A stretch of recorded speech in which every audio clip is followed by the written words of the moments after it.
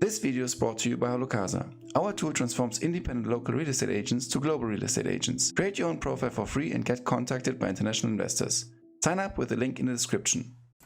Hello and welcome everyone to our 87th session of Holocasa. My name is Michael and today I'm talking to Theodore Tardecilla from Marikina in the Philippines. Theodore has over 30 years of experience in real estate and also business development and consulting area, and I'm super happy to have him on the show today. Thedore, why don't you introduce yourself to our audience?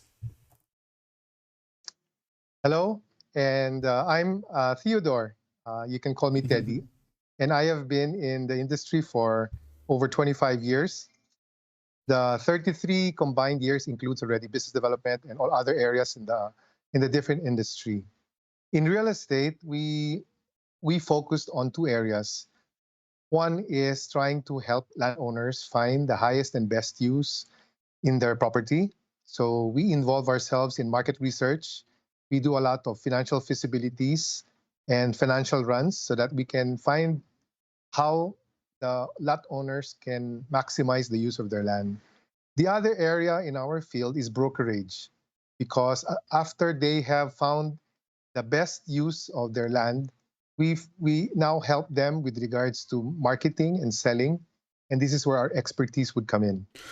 And aside from that, we also help them with regards to project management. Perfect. Okay, let's break that down. The second thing especially is very interesting for me to understand how that works. How do you market a new project? Okay. In the Philippines right now, we have started regulating the selling and promotion of real estate, and this is by licensure. Before, for so many years in the past, the whole market is just open to anybody who would be interested to sell any property, but there has been a lot of problems with regards to honesty and with regards to selling bona fide properties. A lot of fake titles have already evolved. And because of this, the government has regulated the industry, and only those that are licensed real estate brokers are allowed to sell in the Philippines. So usually it would be formalizing an agreement with the seller, and this is what we call an authority to sell. And the authority to sell would have a certain period of time, and this is assigned to a licensed broker with the asking price and all the other details, including taxes, because taxes is a very important component in the sale. And once we are able to have a signed authority to sell, this is where we start our work to find an ideal buyer that would pay the price, the asking price of the seller. And once this is done, then our work would also still include documentation, which includes trying to document the sale and helping the seller get the complete set of documents so that he could transfer the ownership from the seller to the buyer, I mean. Yeah. Buying land in the Philippines, are there certain special regulations which do not apply when buying other types of real estate in the Philippines? Well, in the Philippines, if you are a Filipino, you can buy all sorts of real estate, which includes land. You can buy land, condominium, you can buy farmland, you can buy industrial properties. What restricts the ownership in the Philippines is what is stated in our Philippine Constitution, and that is restricting foreigners from buying land. However, it is still open that foreigners can buy land, but the country implements what you call a 40-60 ownership, wherein 60% would be owned by Filipinos and 40% would be owned by foreigners. And that's why there is what you call a joint venture. Now, there are also some exceptions, and this is when land will be used for, let's say, industrial use. There is a certain number of hectareage that foreigners are allowed to buy, but this will be more on a leasehold basis. And at the end of the day, what happens is that the land is still owned by the government. Can you give us a little bit more detail on how to buy land, and also for the Filipinos to understand exactly, like, if I want to buy it, and then not only the purchasing itself, but also then licenses and regulations when I want to build something on it or when I want to construct something on it? Are there certain regulations? Yes. There are when, for example, let's a classical example is you want to buy land to develop the property into what you call a subdivision, let's say for residential units.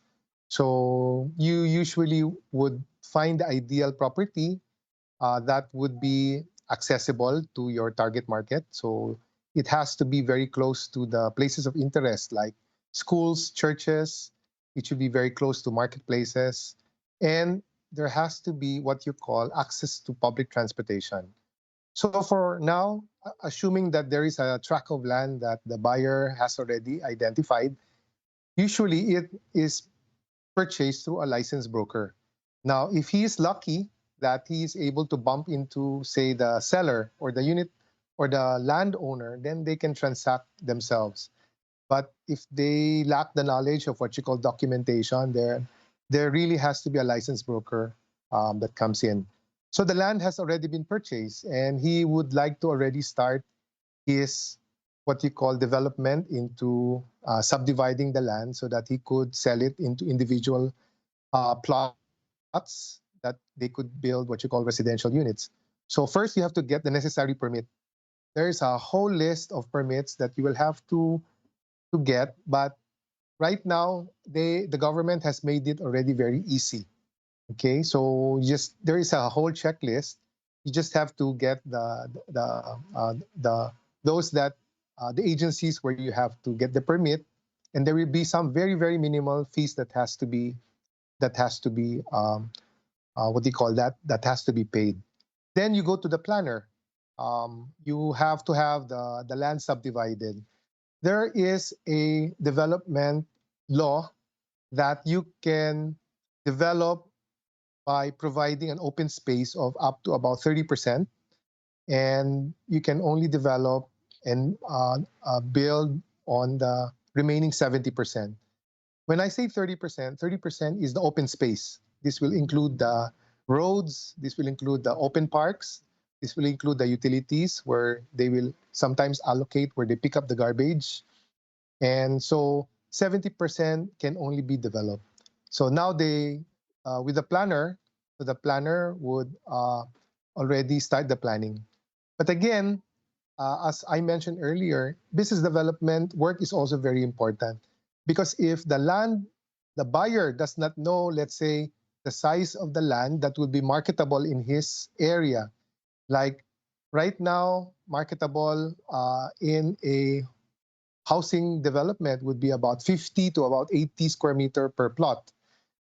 Now, there are some properties like in very prime areas where cuts of land would increase to about 200, 300, 500.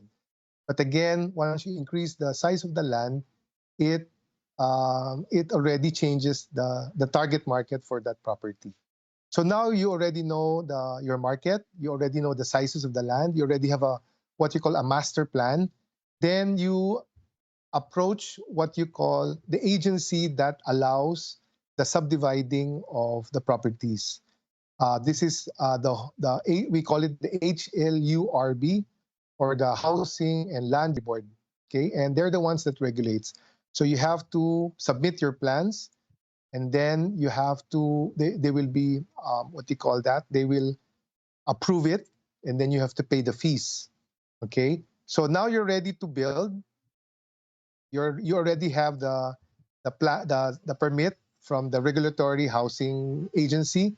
You now go back to the local government unit. In the local government unit, like for example, you are building in a certain municipality, then you get what you call a development permit. The development permit will allow you to move about in that particular area. The city engineers will review the plans, and then they will be the ones to give you the permit. So when you're ready, you can already contact your developer or your general contractor, they will already move in the equipment, and you can already start earth moving. And then finally, I also need to have probably the broker who's then the seller's agent to market this one, which you also conduct this service, correct? You're right, Michael. Yeah. Yes. Perfect. And yes. I haven't been myself. I think I haven't had anyone on the show yet who has laid out this process in such a detail. So I really thank you very much, especially also for the Philippines. It's super interesting. What is your size of the properties and of the let's say land and also volume? I don't even know in which unit you're measuring it in, as in revenue or dollar construction side or dollar exact project size. So what is more or less like the range of size which I can imagine what you're dealing with? Okay. First of all, we have to look into what market are you selling the developed subdivision lots to. If you are selling to, let's say, a regular market, then the cuts of land would be about 100 square meters and going up. If you are selling really to the AAA market, then sizes could be as minimum of 500. We measure it in metric, in square meters, 500 and up. These are really in areas where the prices, the market, the buyers are really those that would be building huge and big houses. However, in the Philippines, we have what you call a very huge housing backlog. There are still a lot of Filipino that are homeless. There's a huge market that are still renting at the moment and they're leasing. So this is a very, very attractive market to tap. And this market belongs to what you call the economic socialized housing market. When you say economic socialized housing, the government has implemented a law, which is Batasang Pambansa 220, and there's also what you call the Subdivision Act of 957.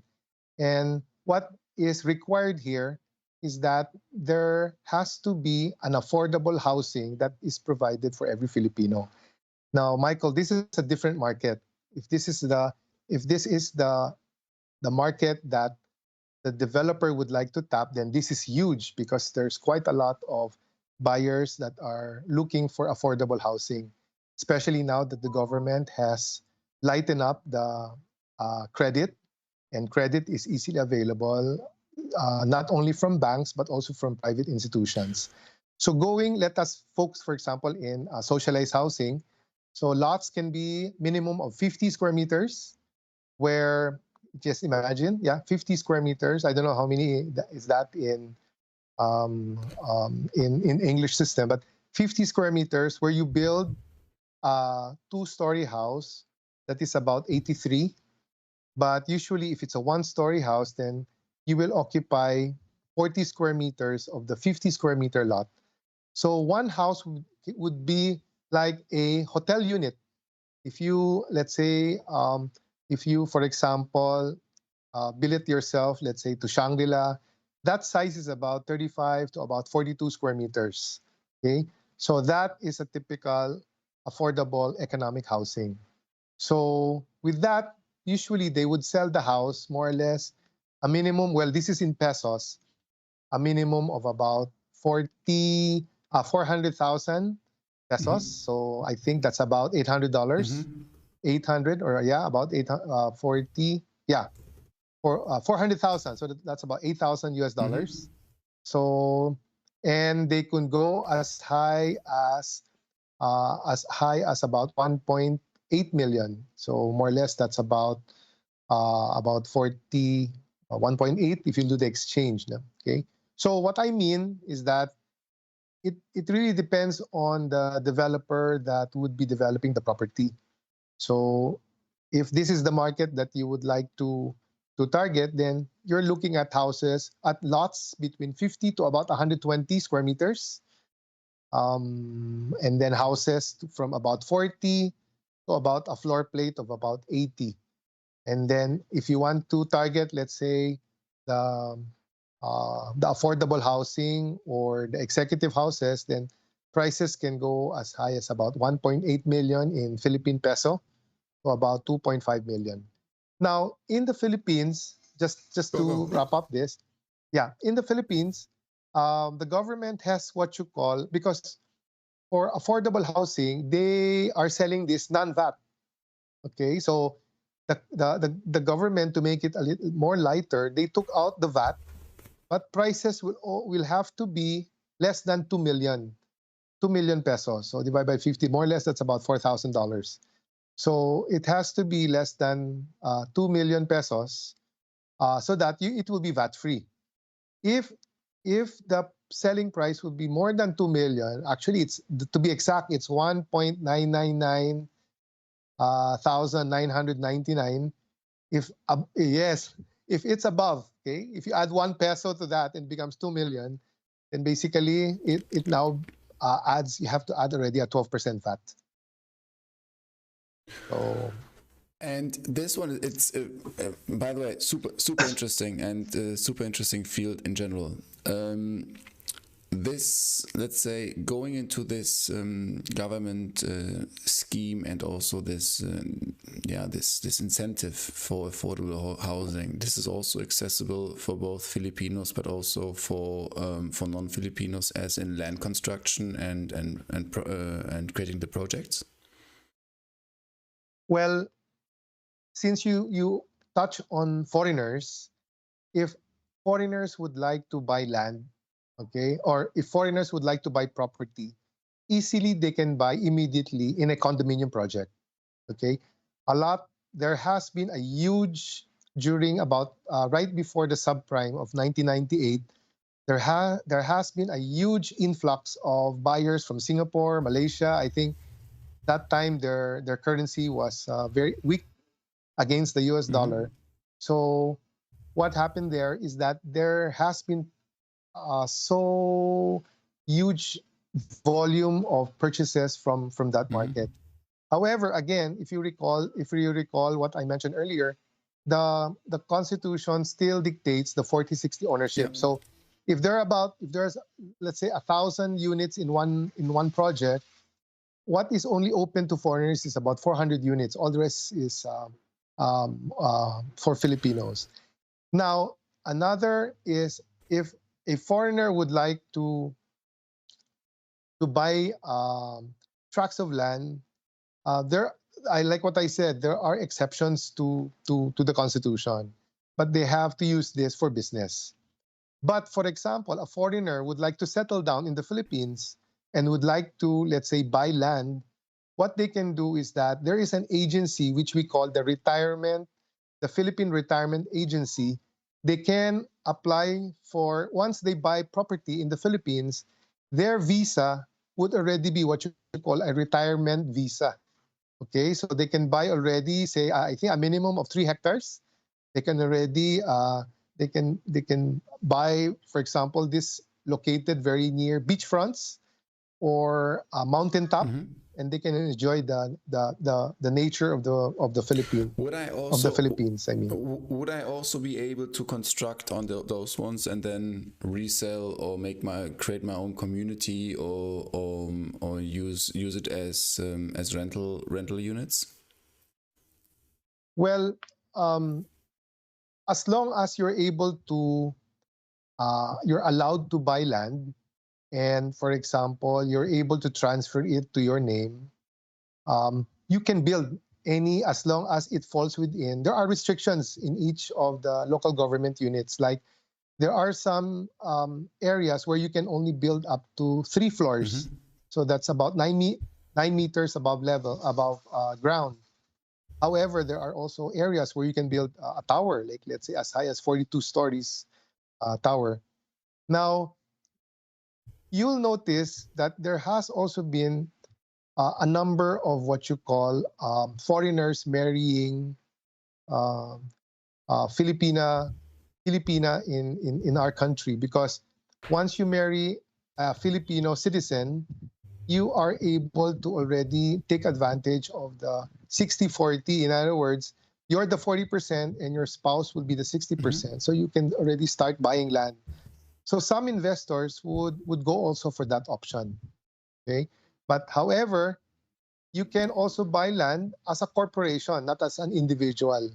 And there are entries in the law that allows so many hectareage that corporations can buy as long as you will use this for industrial purposes.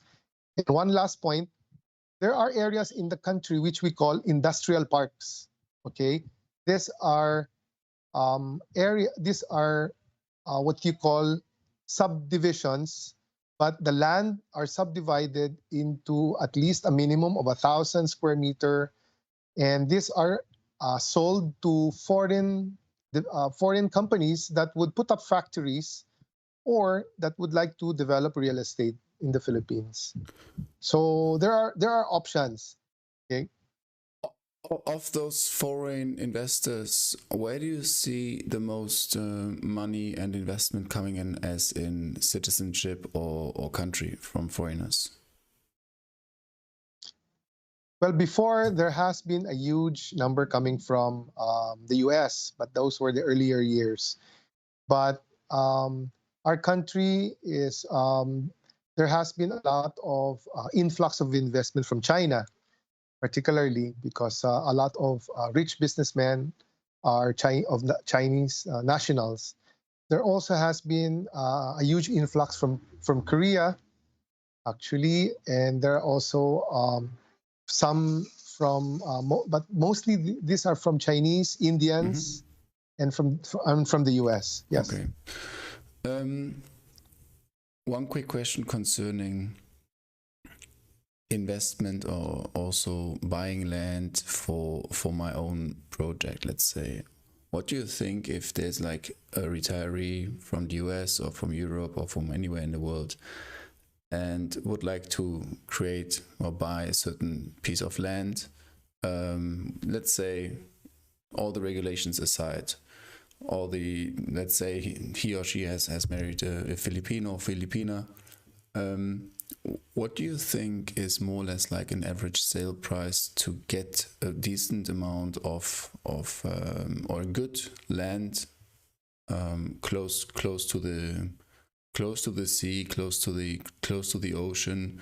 Not a lot, like maybe, I don't know, 10 by 10, maybe 20 by 20, to have an idea of the market prices, more or less.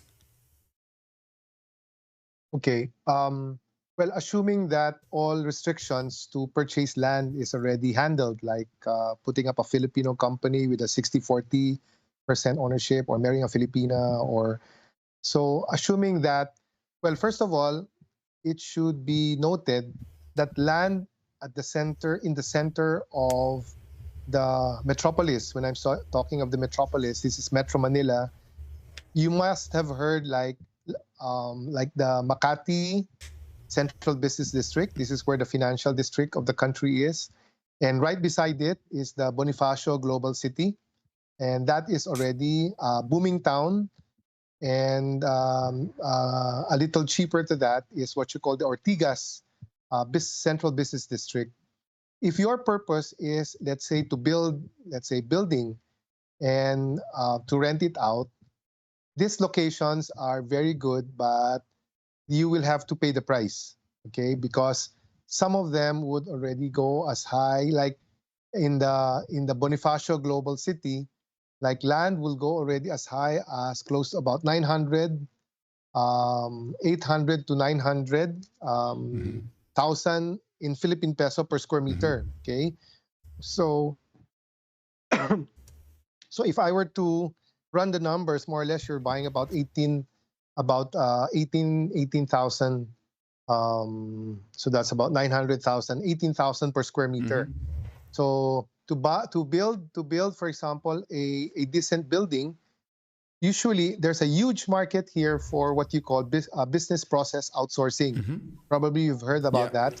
And the Philippines is one of the biggest market for BPO companies coming from the US, from Europe, from Australia.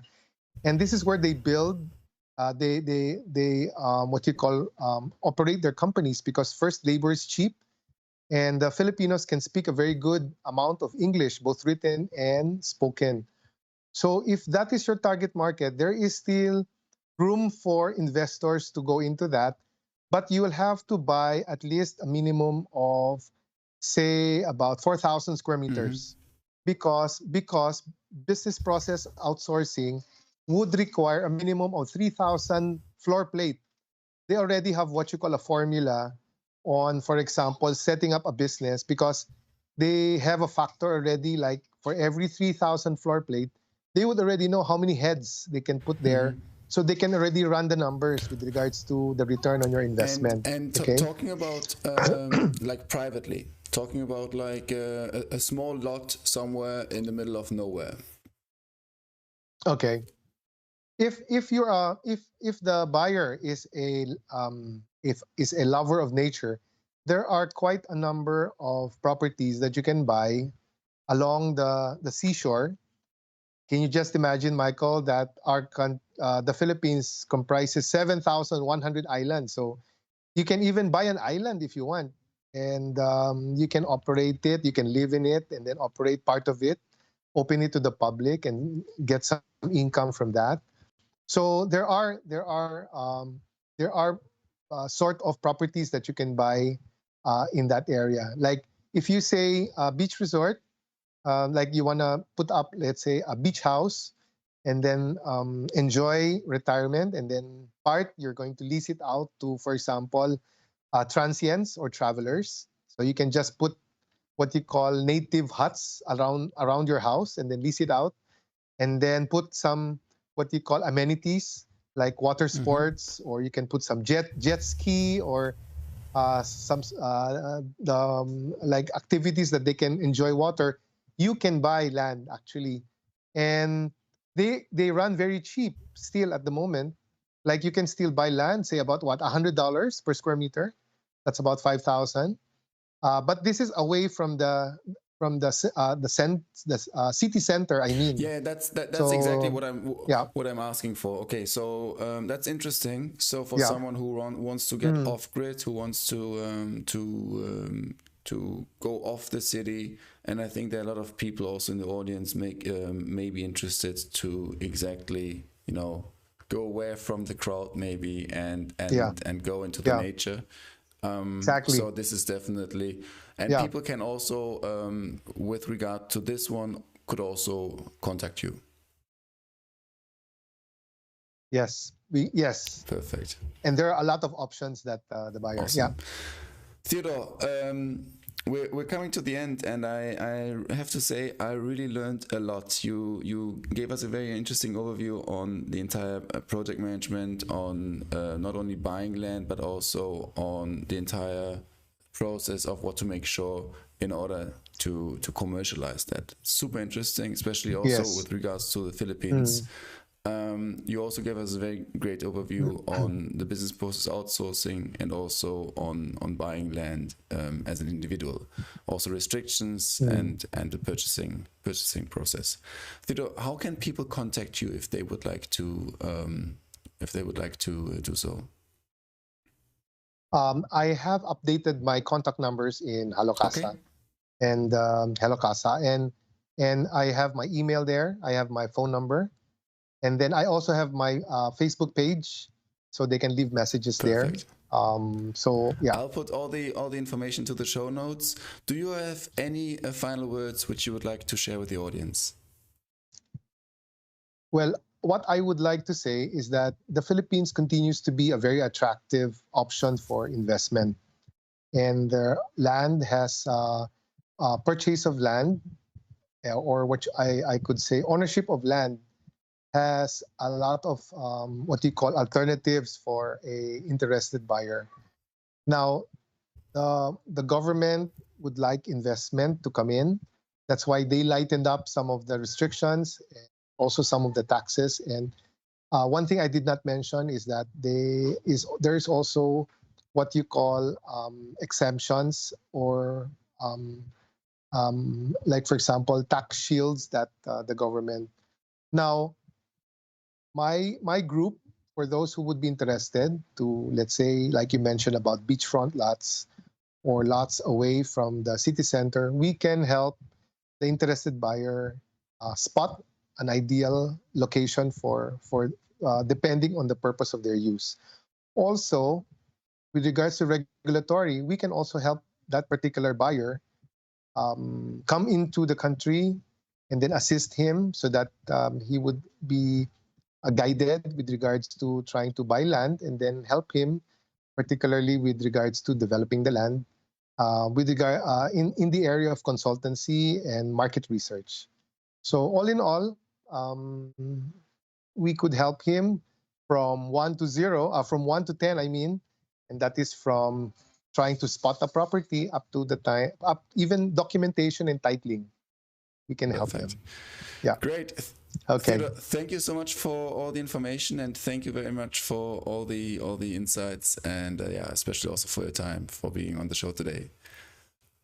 I wish you a very good afternoon, evening, and yeah, I send the best regards to Marikina in the Philippines. Thank you. Same. Yeah. You're welcome. Bye bye. Thank you, Michael. Bye bye.